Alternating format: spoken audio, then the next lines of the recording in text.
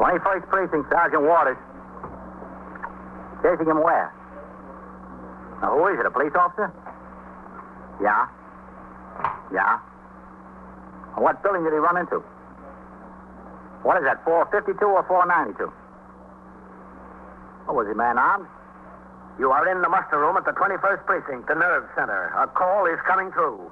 You will follow the action taken pursuant to that call from this minute until the final report is written in the 124 room at the 21st Precinct. All right. I'll send the officers right over there. No, you just stand there in front of the building.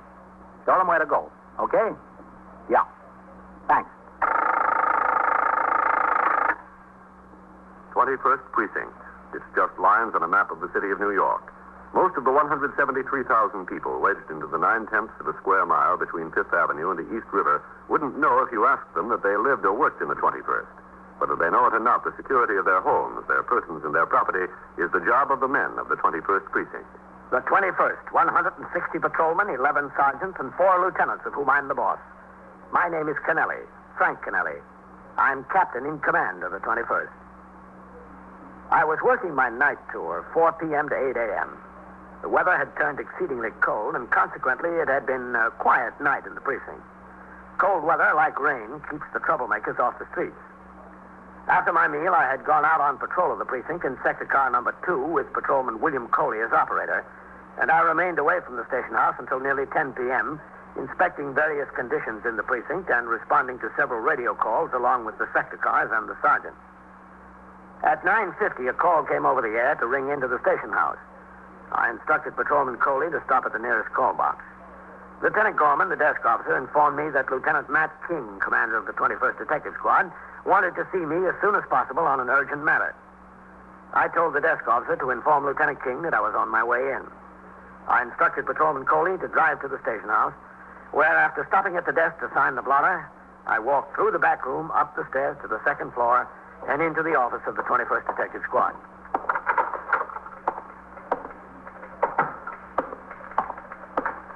Hello, Captain. Hello, where's Lieutenant King? In his office, Captain. He asked me to ring in there when you got here. Okay. Who's with him? Fitzpatrick, Captain, and a suspect. Sergeant, would you ring Lieutenant King's line? Yeah, thank you. What's doing tonight, Pete? Oh, nothing too much, Captain. It's been pretty quiet. Battalion, Lieutenant. Captain Kennelly's out here. Okay. Yes, sir. He's coming right out, Captain. All right. 3 guys were in here within an hour. Every one of them had his overcoat stolen. That's a sure sign of winter, Pete. Yes, sir. It's better than the calendar. Well, I'm glad you come in, Captain. It's all right, Matt. What have you got? Could you come over here a minute? Yeah. Fitz brought a boy in here. The boy's got a pretty wild story. About what, Matt? About a cop taking $700 off him. Yeah? Where? Up on Lexington Avenue. Well, can he identify the cop? He says he can. He'll be on at 8 o'clock. Who's it supposed to be? He just says he can identify him. He doesn't know who it is. Okay, Who is this boy, man? His name's Augie Bookham. Yeah? He's been pushing narcotics up there as long as we know him. He's done 2 bits on it. Fitz spotted him on the street and went over to talk to him. He lit out. Fitz chased him into a building and collared him on the roof. Well, how does a cop taking $700 off him figure into it? Maybe you ought to hear that from Augie. I'd like to. You think he's giving you a straight story, man? I don't know, Captain. Batali, Yes, sir. hold up my calls for a while. Yes, sir. Go ahead, Captain. Oh, Fitz. Captain? Captain, this is Augie Bookham, Captain Kennelly, commanding officer of the precinct. Glad to know you, Captain. You told these detectives a cop took $700 off you? Is that right? I wouldn't have told him if it wasn't. When was it? Tonight, about 8:30. Just a little while before he jumped me, Mr. Fitzpatrick. Where? Right up there, near there. He said he was standing under the marquee of that old picture house there, Captain. I was waiting to meet a fella. The car drove up, and the cop got out to talk to him. The police officer was all alone? Yeah, all alone. By himself. And he was in a car? Yeah, squad car, you know. Do you know who this police officer is? Well, I don't know his name. I've seen him around the neighborhood. He's been around a long time. Was he in uniform? Yeah, he's in uniform. What kind of car was it? Regular police car, I told you that. What did it say on the side of the car? What do you mean? What was written there? Oh, 2-1 precinct. I saw that, 2-1 precinct. All the men in cars ride with partners. Where was the other police officer? Listen, don't ask me. There was only the one. How come he stopped to talk to you? Were you causing a disturbance there? No, I was just standing there waiting for this friend of mine. Well, then how come he stopped? Listen, I'm the kind of a guy when a cop sees me, he stops to talk to me. Ain't that right? Ask Mr. Fitzpatrick here. I got a natural attraction for cops. All right. The car pulled up and he got out. What happened then? Well, listen, I told these fellas all about it. Let them tell you. I don't feel like going over and over it. You'll go over it plenty. You've come in here, Augie, and made a statement about a police officer being guilty of misconduct. It's the captain's job to find out the identity of that police officer. Oh. Now, you answer his questions. All right, if I got it, I got it. You got it. He got out of the car and walked over to you. Yeah. What did he say? I said, hello, Augie. He knew your name? I told you, everybody knows my name. But you didn't know his. No, I didn't know. I didn't care. All right, then what did he say? He said, when'd you get out? You see, I've been doing this bit over Rikers Island. What for? Same old thing. Misdemeanor, Captain. Reduced from a felony on a plea of guilty. Then what? Well, I told him when I got out, so he said, maybe I'm going back. He said, stick my hands up against the wall there, and I did. He looked me over. Oh, what did he find? He found us $700. And what else? Oh, I had 6/4 of H in my shed. He found them. An ounce and a half of heroin. Yeah, so he said, Augie, this time you get the book. No more Rikers Island. This is a big-time rap for sure. And I said, well, what can I do? So he said, go on, get in the car. I started to go over, get in the car. Then he said, wait a minute. So I waited a minute. Yeah. And the cop said to me, he said, look, Augie, you're an idiot. I told him I agreed with him because I can count on myself to get in a jam like this every time. So he says, why do I lay myself open for a felony by carrying more than a quarter ounce? You see, if a guy's collared with more than an ounce, they got some gimmick that he's got it to sell, prima facie, something like that. Yeah, we know what the lawyers. Well, that's 2 to 15 years. Between a full ounce and a quarter ounce is still a felony, possession. But under a quarter is a misdemeanor, just another couple months at Rikers Island. So I agreed with him I was an idiot. But I had to carry all that good because I was just going to make a meet. It was only my wish I had less than a quarter on me, or preferably none at the time. So he says, how would I like that wish to come true? I said, what do you mean? Then he said, supposing we only take a quarter into the station house. I was beginning to get the idea. I said, how could that be arranged? So he wondered, wouldn't I like to trade the 700 for about 7 years? Yeah. Well, that didn't seem like too bad a trade to me. So he took 5 of the quarters and threw them in a pile of junk there. Then he took the other quarter and the 7 bills and put them in his pocket. And he said, come on. So we walked over to the car. Why didn't he bring you in? Oh, wait, I'm coming to that. We walked over to the car. He opened up the door. He was thinking, I guess, when we walked over there. He had the 7 bills. He didn't need me. So he put his foot up in the car. He said to me with a wink like, he said, Augie, I got to tie my shoe. When I got my back turned, don't you go walking away. Well, the way he said it, I figured that was just what he wanted me to do. Well, Rikers Island is better than 2 to 15, but nothing is better yet than Rikers Island. And so by the time he got through tying his shoe, I was halfway down the block already. Then what did you do? Well, I stood in the door down the block there till I saw him get in the car and take off. So I figure I'm out 7 bills, but I'm off cheap. The 5 quarters was still laying there on a pile of junk where he threw it, under the old movie house there. So I walked back to get it. Why shouldn't I? I just picked it up. I'm heading back out, and somebody hollers, Augie. I looked around. It's him, Mr. Fitzpatrick. There I was with 5 quarters on me and not another cent to make a trade. So what was I going to do? I lit out, him after me. Ain't that right? I took out SRT, yeah. How far did you chase him, Fitz? Around the corner, Captain. I saw him duck into this tenement building. Started up the stairs and went all the way to the roof. I'd have been all right, too, except I didn't know the building. There was this big iron railing on the roof, so I couldn't jump the next roof. Did you still have the evidence on him when you collared him? Yes, sir. Yeah, that's the shame of it. I was so worried about getting away, I forgot all about it. I was carrying a load. What did he say to you when you collared him? He wanted to know why we couldn't leave him alone. I told him if he'd stop pushing H, we'd leave him alone. Did he mention the $700 then? No, sir. Not until I was on the way back to the station house with him. What did he say? He said he'd take care of me if he had the money, but he didn't have the money just then. And he got high and mighty, so I told him about the other cop. What time was it that you collared him, Fitz? About 10 minutes after 9, Captain.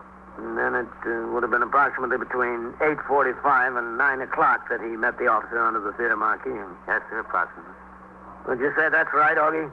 About right, yeah, approximately. Augie, would you be able to recognize this officer that took the $700 on you? Any place in the world. Fitz? Yes, sir. Take him outside, Fitz. Get it down on paper. Again? Yeah, again. Yeah, all right. Come on, Augie. Hey, listen. Hey, what's all this going to get me? What do you want it to get you, Augie? Well, I mean, I'm entitled to some consideration, don't you think? You were collared with 1.5 ounces of heroin in your possession. You know what that'll get you. All right, you got a cop that took $700 off me. You want to get that straightened out. You got me with 1.5 ounces of H on me. I want to get that straightened out. I'll help you on that. You help me on this. We can trade out a little bit. Augie, You've done enough trading for one night. Take him outside. Yes, sir. Outside where? Come on, Augie. Come on, let's go. I'm talking. Yeah, looks like a rough one, Captain. Yep. I don't know. He tells a pretty straight story. With these bums, you can't believe a word they say. Don't kid yourself, Matt. He was pretty convincing. Oh, can I use this? Yes, sir. 21st Precinct, Sergeant Waters. This is Captain Kennelly, Sergeant. Yes, sir. How long have you been on TS duty? Since 8 o'clock, Captain. Have you taken your meal? Yes, sir. 7-8. All right, tell Lieutenant Gorman to get a man to relieve you on the switchboard. Yes, sir. Then bring the radio log and the telephone switchboard record up to Lieutenant King's office. Right away, Captain? Yes, right away. Okay, Captain. Has he got any idea who it might be, Captain? We will have, Matt. As soon as we find out who it couldn't have been. You are listening to 21st Precinct, a factual account of the way police work in the world's largest city. Now back to 21st Precinct and Captain Kennelly. Allegations of misconduct by members of the force are handled according to established procedure. In an organization of more than 20,000 men and women, incidents of this sort are anticipated and appropriate action is provided. In the event of delinquency, a delinquency that is of a minor nature, machinery is provided for disciplinary action following a departmental trial presided over by a deputy commissioner. On a determination of guilty at this trial, the punishment can range from a reprimand to dismissal from the department, depending on the nature of the complaint. If, as in this case, the allegations are of a criminal nature, a full investigation is made and the facts turned over to the district attorney concerned in one of the 5 counties that make up the city of New York. When the charges against a member of the force originate with a civilian, the desk officer of the precinct enters the complaint in the blotter exactly as recited. A transcript is then prepared and forwarded to the inspector commanding the division, who assigns a superior officer above the rank of lieutenant to make an investigation. When the identity of the police officer concerned is unknown or uncertain, the commanding officer of the precinct must conduct a preliminary investigation to determine the identity. It was in this connection that I instructed Sergeant Waters to bring the telephone switchboard record and radio log to Lieutenant King's office. Yes. Sergeant Waters. Come in. Oh, come in, Sergeant. Yes, sir. Sit down here. Where do you want these, Captain? On the table, Sergeant. Okay, Lieutenant. All right. Let's see your entries in the telephone switchboard record. For this tour? Yeah. Yes, sir. You've got 5 sector cars on the street. Yes, sir. Who's in them? Meister and Farrell are number 1. Coley and Mercado are number 2. And Hearn and Ziegler are number 3. Kane and Scully are number 4. And Bolney and Barr are number 5. Who's the operator of the sergeant's car? Romano, Lieutenant. Was the sergeant's car on a job between, say, 8:30 and 9:15? Look in the radio line. Yes, sir. Yes, sir. They were down at Bellevue on an aided case. An auto accident on First Avenue. Child injured. They were at Bellevue from 8:40 to 9:05. Then back in service. Well, that puts the sergeant's car out of it, Captain. Yeah. Sectors 2, 4, and 5 come together pretty close up there. Sergeant, were any of the men in sector cars 2, 4, or 5 taking a meal around that same time? Yes, sir. Barr in car number 5 was on his meal period from 8 to 9. Well, that means that Bolney was on patrol alone in the car during that time. Yes, sir. Oh, and Mercado was also taking a meal 8 to 9. Coley was number 2. And I was on patrol with Coley during that time. Oh, yeah. Yes, sir. What about number 4, Sergeant? Well, neither of them had a meal during that time. As a matter of fact, they were on a job. They had a case on 93rd Street. An old lady overcome from a gas case, one of those defective hot water heaters. Well, that kept them pretty well tied up until about 9:15. Yes, I was over there for a while. I saw them. Sergeant, you had these 2 jobs, the gas case and the child injured. You didn't instruct any of the other cars to move up into that territory during that time? No, sir. We were adequately covered up there. Let's see that telephone record, Sergeant. Yes, sir. Let's see. This shows car 5's ringing time is 35. Bolney rang in 5 minutes late, 8:40. Yes, sir. What was his explanation? Told me he was on a job. There was a fight in a candy store, and he had a time breaking it up. His partner was taking his meal then. Bolney was alone in the car. Yes, sir, that's right. Did he make any arrests? No, sir. He said it was just 3 or 4 kids. He broke it up and sent them on home.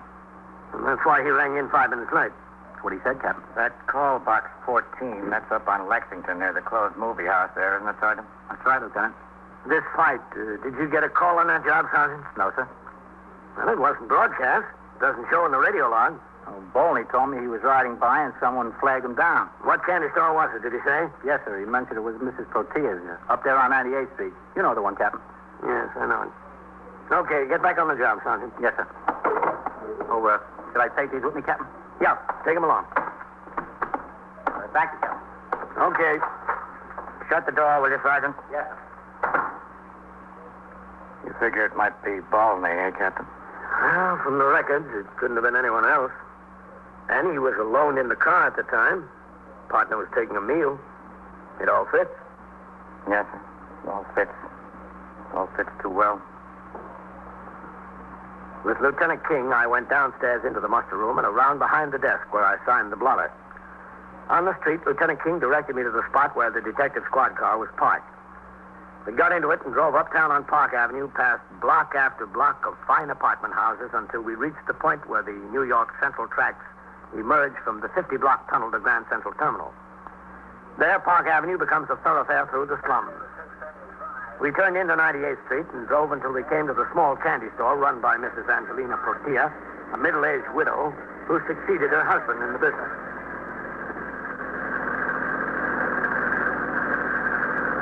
Yeah, she's still open, Captain. Good.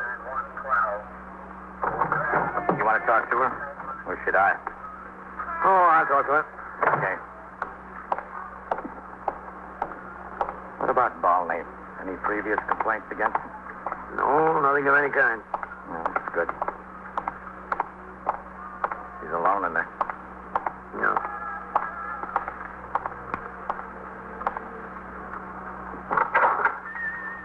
Go ahead, man. Hello. How have you been? Hello, Miss Protea. This is Lieutenant King. Miss Protea? Lieutenant King. We've met. Yes. When you caught the robbers that came in here and took my money and I came to the police station. Last year, remember? Remember when you caught the robbers, the two men? Oh, yes, I remember. Not the last time when there was only one robber with a knife. It was the time before when there were two robbers, one with a gun. The two boys from 113th Street. That's right. What's the matter? You could never find the one robber with a knife, huh? He got more money from me. Maybe we'll still get him someday. Miss Protea. Yeah, Captain. Oh, a nice soda, gentlemen, huh? A plain chocolate all with ice cream. No, thank you. Oh, go on, have a soda. No, thank you, Miss Protea. All right. Miss Protea, was there a fight in here tonight? A fight? Yeah, in the store here. Was there any kind of disturbance?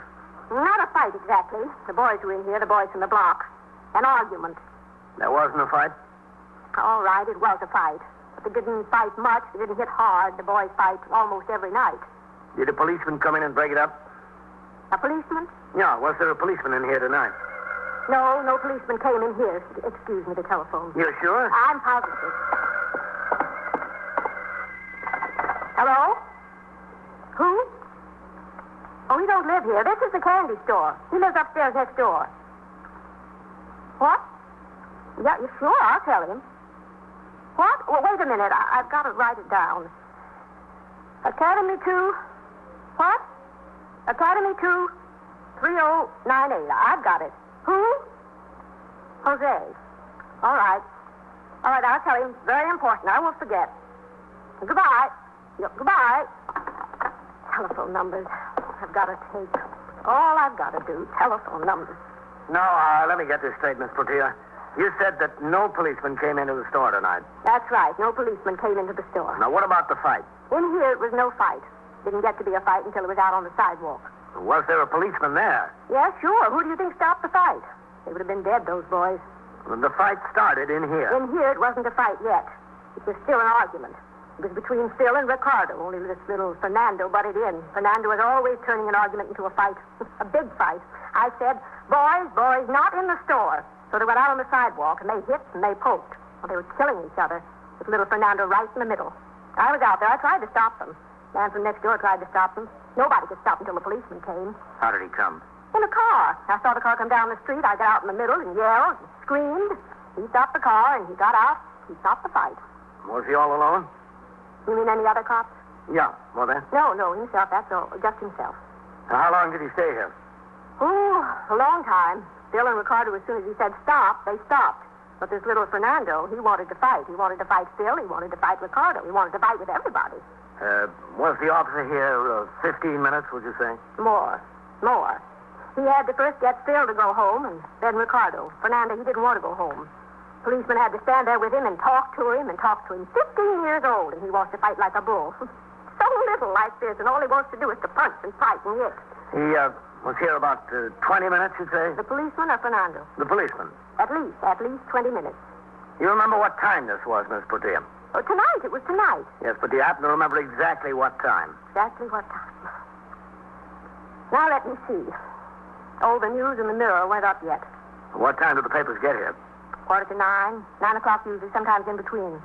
Oh, when the boys came in, I was listening to the radio to that, Mr. and Mrs. North. You know who I mean, Pam and her husband. What time is that program on? It's 8 to 8:30, Captain. Yeah, 8 to 8:30 is right. And the fight started, and they ran outside, and I ran outside. And I didn't get to hear who killed the lady of the program. Did you hear it? Do you know? No, I didn't hear it. Were you out on the sidewalk until the policeman left? Then he left. Everybody left. I came inside the store, and Arthur Godfrey was on already. You know, with the contestants, I missed the first contestant. Beginning of the first contestant. I heard the last of him. Oh, and that must have been about 25 minutes to 9? About. You know this policeman that was here? Not here. On the sidewalk, outside. Yeah, do you know him? To say hello, not his name. Okay, Matt. Sure, Captain. I don't think we need anything else. Thanks a lot, Miss Portia. You were a lot of help. Are you sure no soda? Positive, thanks. Bye. You keep your eye on that little Fernando, huh? We will, Miss Patea. Well, you better. So long. Bye, Miss Portia. Goodbye. Well, Captain, it just about puts everybody in the clear. Yeah, sure does. You got a match? Yes, sure. You know what I think, Matt? Here you go. Thanks. I think Augie was telling one great big lie from beginning to end. Well, there's no doubt about that, Captain. I'd just like to know why. What do you say we go and find out? We walked to the car, got in, and drove back to the station house. I stopped at the desk to sign the blotter, and Lieutenant King went on upstairs to the 21st Detective Squad, where Detective Fitzpatrick had Augie Bookham in custody. At the desk, Lieutenant Gorman told me that things were quiet in the precinct, and I walked through the back room, up the stairs, and into the Detective Squad office. Did Lieutenant King go into his office, Deed? Yes, sir. He and Fitzpatrick, and that suspect. Okay, thanks. Yes, sir.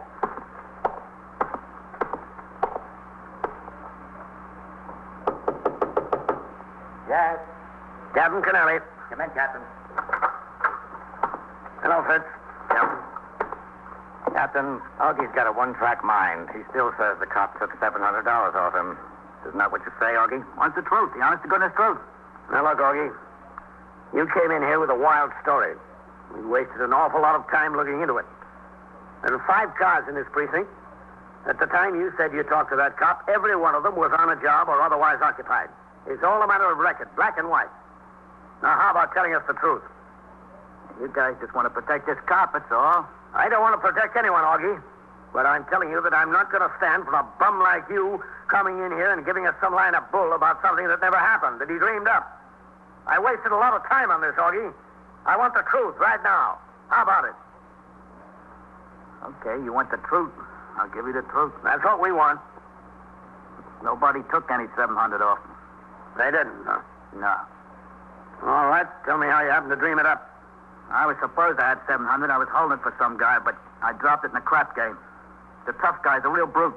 I didn't know what I was going to tell him. So you figured the best thing to tell him was a cop took it off you. Well, that'd be reasonable for him to believe, wouldn't it? I don't know, would it? Yeah, he'd believe that. See, he got collared yesterday. He's down the Tombs now. I was supposed to take the 700 to a bondsman to make his bail. He's laying down there in the Tombs getting madder and madder. What do you think he's going to do to me when I show up in the same jail? He's going to get the 700 out of my jaw, one tooth at a time. I got to have a reasonable story for him. Yeah, sure. And almost ruin an officer's life. Well, I'm sorry about that. Augie, you've got a heart of gold. That's my big trouble, you know. But not your only trouble. You're telling me I'm up to here with troubles. I'm sorry. What more can I say? Nothing, Augie. I think you said just about enough for one night.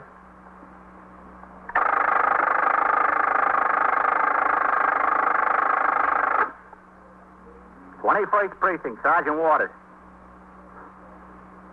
Well, what do you mean he's missing? Missing from where? Yeah? Yeah? Well, how old is he? 12 years or 12 months? Well, is that the residence there? What apartment number? What? All right, take it easy. Talk into the phone. All right. I'll send the officers right over there. And so it goes. Around the clock, through the week, every day, every year. A police precinct in the city of New York is a flesh and blood merry-go-round. Anyone can catch the brass ring, or the brass ring can catch anyone. 21st Precinct, a factual account of the way the police work in the world's largest city, is presented with the official cooperation of the Patrolmen's Benevolent Association, an organization of more than 20,000 members of the Police Department, City of New York. Everett Sloan in the role of Captain Kennelly, Ken Lynch as Lieutenant King, Harold Stone as Sergeant Waters.